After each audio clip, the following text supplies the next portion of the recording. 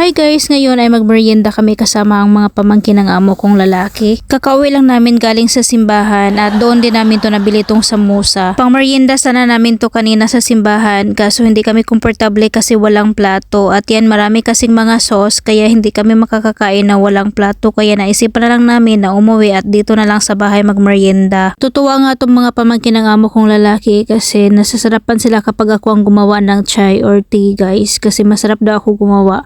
Sinabi ng amo kong lalaki na sa bahay na lang kami magmerienda kasi gagawa din ako ng chai, preskong chai, ay hindi nagdadalawang isip itong dalawa na sumama kasi masarap daw ako gumawa ng chai at saka sobrang sarap din itong samosa with chai guys. Ito yung partner kaya hindi sila nagdadalawang isip na sumama sa amin. At dito nagtawanan kami kasi sabi ng pamangkin ng amo kong lalaki na hindi daw sa kanya i-focus yung camera kasi mahiya daw siya guys na malaki daw yung kain niya tapos nakafocus sa kanya yung camera.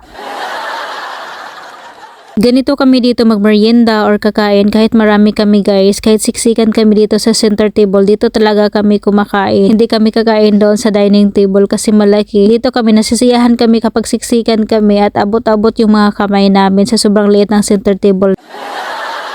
Dito naguguluhan ako anong sinabi ni sir na meron daw siyang binili na sweets or yung matamis. Barfi ata yung tawag sa sweet na sinasabi ni sir. At sobrang sarap niya guys. Kapag makikita niyo parang katakam-takam kasi sobrang ganda ng kulay niya, orange at saka white. Sobrang hilig din nila sa matatamis guys, as in kapag magmerienda na yan sila, meron talaga yan silang mga sweets. Ito yung barfi na sinasabi ko, o diba ang ganda ng kulay, orange at white. At masarap talaga yan kasi meron siyang gatas, as in nakatakam-takam talaga. Dati ayokong kumain yan kasi sobrang tamis pero ngayon nakasanayan ko ng kainin yan. Halata namang nag-i-enjoy itong amo kong lalaki. Tingnan nyo, pangalawang beses ko na itong binigay sa kanya itong samosa. O diba, ang bilis maubos. As in guys, isa ito sa mga paborito talaga nilang pang snacks. Kaya hindi na talaga ako magtataka kapag marami silang maubos niyan.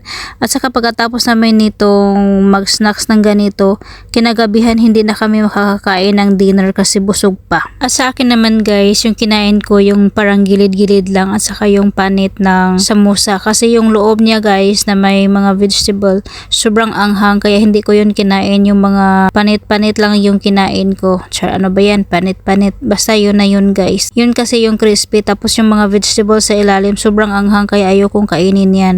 Mix yung nasa loob ng samosa, merong patatas, green chili, meron ding green peas ata yun. Basta meron siyang maraming laman guys. Tapos nilagyan nila ng mga spices kaya sobrang anghang. Kaya nagugustuhan nila kasi mahilig yan sila sa anghang.